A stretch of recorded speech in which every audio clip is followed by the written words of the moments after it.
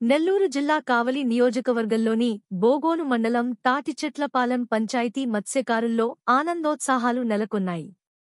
రాజ్యసభ సభ్యుడు బీద మస్తాన్ రావు, కావలి శాసనసభ్యుడు రామిరెడ్డి ప్రతాప్ కుమార్ రెడ్డి గురువారం పలు అభివృద్ధి పనులకు శంకుస్థాపన చేశారు. మత్స్యకారుల కోరిక మేరకు సిమెంటు రోడ్డు నిర్మాణంతో పాటు నీటి సరఫరా కేంద్రానికి ప్రహరీ గోడ నిర్మాణ పనులను ప్రారంభించారు. ఈ సందర్భంగా ఎమ్మెల్యే ప్రతాప్ కుమార్ మాట్లాడుతూ మత్స్యకారుల గ్రామాల అభివృద్ధికి అన్ని విధాలుగా చర్యలు తీసుకుంటున్నట్లు చెప్పారు. అలాగే వీరి జీవన ప్రమాణాలు మెరుగుపర్చేందుకు ఉపాధి అవకాశాలు శాశ్వతంగా స్థిరం చేసేందుకు ప్రభుత్వ ప్రణాళికలు వివరించారు. తీర గ్రామాలలో చేపడుతున్న సంక్షేమ పథకాలను ఎంపీ బీద తెలియచేశారు. సర్పంచ్ గిరి, ఎంపీటీసీ బాబు, వైఎస్ఆర్సీపీ మండల కన్వీనర్ మద్దెబోయిన వీరరఘు, నాయకులు తూపిరి పెంచలయ్య, పెర్రి అంకులయ్య, సుంకే మాల్యాద్రి, గోవిందస్వామి, ఏకే సుందరరాజ్, యువత అధ్యక్షుడు మేకల శ్రీనివాసులు, మత్స్యకార సంక్షేమ సంఘం అధ్యక్షుడు కొండూరు శ్రీనివాసులు తదితరులు పాల్గొన్నారు.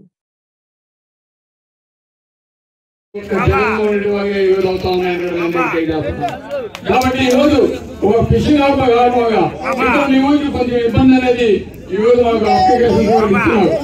తప్పకుండా ఆ విషయాన్ని జగన్మోహన్ రెడ్డి గారి దృష్టికి, ఎందుకంటే జగన్మోహన్ రెడ్డి గారు బహుశా ఈ ఫిబ్రవరిలో మన ఫిషింగ్ హార్బ్ ఓపెనింగ్ కి రాబోతున్నాడని తెలుస్తోంది. ఆ రోజు 342 437 వస్తున్నాయి. ఈ రోజు 360 అయినాయి అని ఒక వ్యక్తి చెప్పారు. నిజం. ఎందుకైనా రీజన్ మీకు తెలియాలి. ఎందుకంటే మత్స్యకార భరోసా అనేది దానికి కార్డు ఒకటి ఉంటుంది. యువకులకి వాళ్ళందరికీ ఇస్తారు. ఇచ్చినప్పుడు 437 ఉండింది. తర్వాత వాళ్ళకి 60 సంవత్సరాలు వచ్చేస్తారు. 50 సంవత్సరాలు కాగానే ఆ మత్స్యకార భరోసా కాస్త పెన్షన్ అయిపోతుంది. పెన్షన్ అయిందంటే 3,000 రూపాయలు నెలకు వస్తుంది. అంటే 36,000 వస్తుంది. అప్పుడు 10,000 కాకుండా 36,000 వస్తుంది. అందుకోసం తగ్గింది. ఎందుకంటే అది మీకు తెలియాలి కదా, ఎందుకు తగ్గించాలని మేము అనుకోవచ్చు. కానీ దానికి కారణం అది వాళ్ళకి 50 సంవత్సరాలు వచ్చిన తర్వాత వాళ్ళకి పెన్షన్స్ పెట్టడం వల్ల ఈరోజు ఆ సంఖ్య తగ్గింది. ఇప్పుడు ఇంకా యువకులు ఉంటారు, వాళ్ళు కూడా ఆ మత్స్యకార భరోసాకి అప్లై చేసుకోవాల్సిందిగా కోరుతున్నాం. ఈరోజు నేను వైఎస్ఆర్ దాదాపు 2,02,00,000 రూపాయలు అక్కచెల్లెమ్మల అకౌంట్ కి వడ్డీ మాఫీ పోయిందని మీ అందరికీ తెలియజేస్తున్నాం. అదేవిధంగా అమ్మఒడి వచ్చి ఈ గ్రామంలో దాదాపు 155 మందికి మీకు 97,73,306 రూపాయలు ఈరోజు ప్రతి ఒక్క అక్కచెల్లమ్మకి ఎవరైతే వాళ్ళ పేరెంట్స్ చదివించుకుంటున్నారో వాళ్ళకి వస్తుంది. అదేవిధంగా జగనన్న తోడు మాకు గుర్తుంది. అది 11,068 1,16,800 రూపాయలు వస్తుంది. అదేవిధంగా వసతి దీవెన మీ పిల్లలు చదువుకున్న వాళ్ళకి అందరూ కూడా 13,050 రూపాయలు వస్తుంది. అదేవిధంగా విద్యా దీవెన ఒక 15,20,600 రూపాయలు వస్తుంది. అదేవిధంగా మత్స్యకార భరోసా 1,42,70,000 రూపాయలు అవుతుంది. అదేవిధంగా పెన్షన్ 1,95,5,900 రూపాయలు పెన్షన్ వస్తుంది. అదేవిధంగా సున్నా వడ్డీ పొదుపు వారికి 44,00,000 రూపాయలు అవుతుంది. అదేవిధంగా వాహన మిత్ర ఆటోస్ 2,40,000 అవుతుంది. అదేవిధంగా బీమా వచ్చి 20,00,000 రూపాయలు వస్తుంది.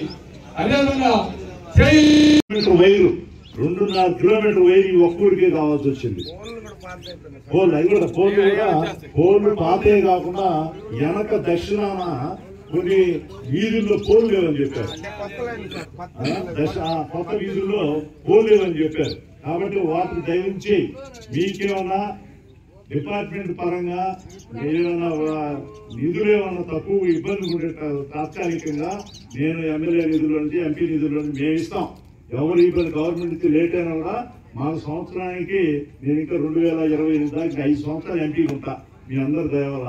కాబట్టి ప్రతి సంవత్సరం నాకు 6 కోట్ల రూపాయలు ఇస్తుంది కేంద్ర ప్రభుత్వం. వాటిలో నుంచి మన మత్స్యకార గ్రామాలకి ఎక్కువ ఖర్చు పెడతా. నాకేంటంటే మత్స్యకారు గ్రామాల వల్లే నేను ఈరోజు ఆ వృత్తి వల్లే ఆ చేపలు రొయ్యి వృత్తి వల్ల నేను కూడా ఈ స్థాయికి వచ్చాను. కాబట్టి నేను అంతకుముందు నేను పేదవాడిని కొడుకునే వ్యవసాయదారుడే. ఈ రోజు ఈ చేపలు నమ్ముకున్నాను కాబట్టి చేపలు నమ్ముకున్నాను ఇప్పుడు చెడిపోడంట. అట్లా నేను కూడా చెడిపోవాలి. బ్రహ్మాండంగా మీ అందరితో వచ్చాను కాబట్టి మీ అభివృద్ధి కోసం ఎక్కువ ఖర్చు పెడతాను కూడా ఈ సందర్భంగా తెలియజేసుకుంటూ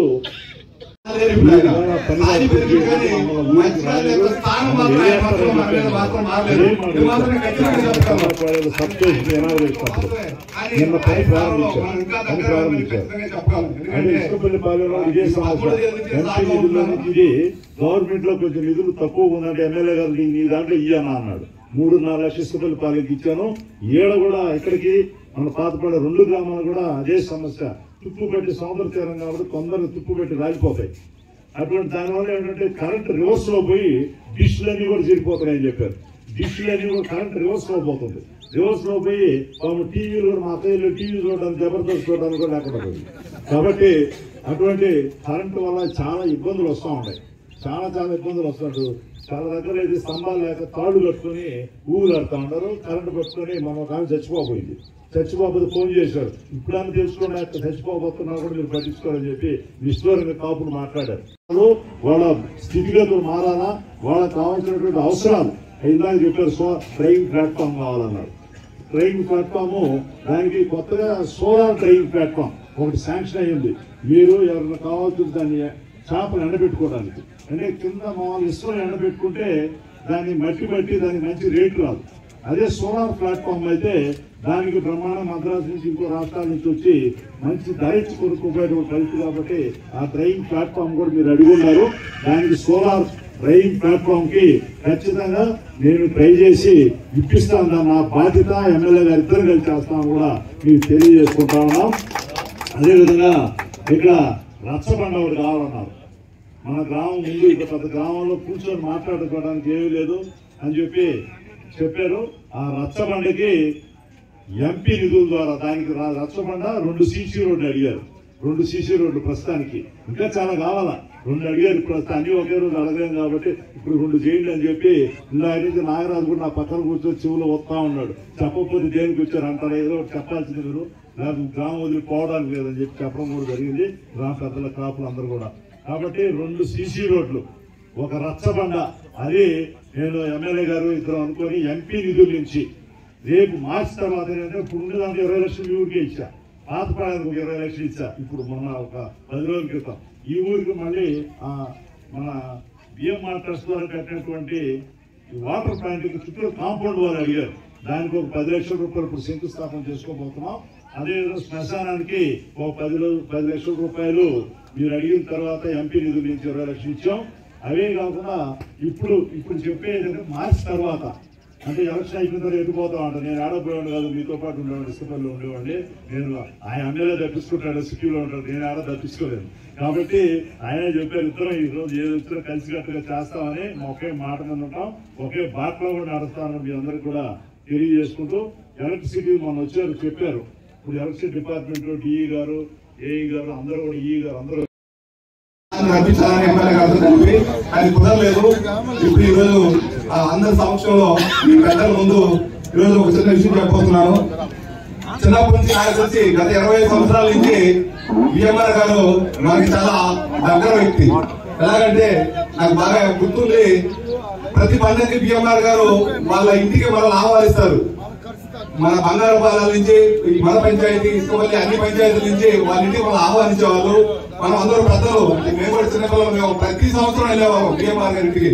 సరే ఈసారి ఆయన పెద్దవాళ్ళు అయిపోయారు, రాజ్యసభ సభ్యులు అయిపోయారు కదా, ఢిల్లీకి వెళ్ళిపోయారు కదా, వీళ్ళు పిలుస్తారో లేదు అనే టైప్ లో ఆలోచిస్తున్నాం. కానీ లాస్ట్ ఇయర్ పిలిచారు సార్, మనల్ని పిలిచారు, మనం అందరం వెళ్ళాం. ఇంకొక రిక్వెస్ట్ సార్, మన సచివాలయం బిల్డింగ్ అది 2018లో మీరే స్థాపించారు సార్. అది అప్పుడు మోడల్ వేరు, ఇప్పుడు మోడల్ వేరు. దానివల్ల అది ఎటు చేయలేక మేము ఆగిపోయి ఉన్నాం సార్. అది అంటే దానికి కొంచెం మీరు బడ్జెట్ కేటాయించగలిగితే కింద వర్క్ మేము కంప్లీట్ చేసి ఇప్పుడు మన జగన్ ఇచ్చిన సచివాలయం కింద 5 ఫ్లోర్ పెట్టి మేము కంటిన్యూ చేసుకోగలుగుతాం సార్. దాని గురించి మీరు ఆలోచించండి. అలాగే మా కాచేళ్ళపాలెనికి సిఆర్ పాలెనికి మధ్యలో పాతపాలెం బస్ సెంటర్ ఉండేది సార్. ఆ బస్ సెంటర్ కూడా గత 40 సంవత్సరాల పాడైపోయి తీసేసారు సార్. దాన్ని అది కూడా కొంచెం ఆలోచించండి, మనసు పెట్టండి సార్. దానికి కూడా మీరు కొంచెం బడ్జెట్ కేటాయించి దాన్ని కూడా కట్టే విధంగా అవకాశం ఇస్తే బాగుంటుంది. అలాగే ఈ తాటిచెట్లపల్లి గ్రామంలో ఈ సీసీ రోడ్డు సార్ కొంతవరకు కంప్లీట్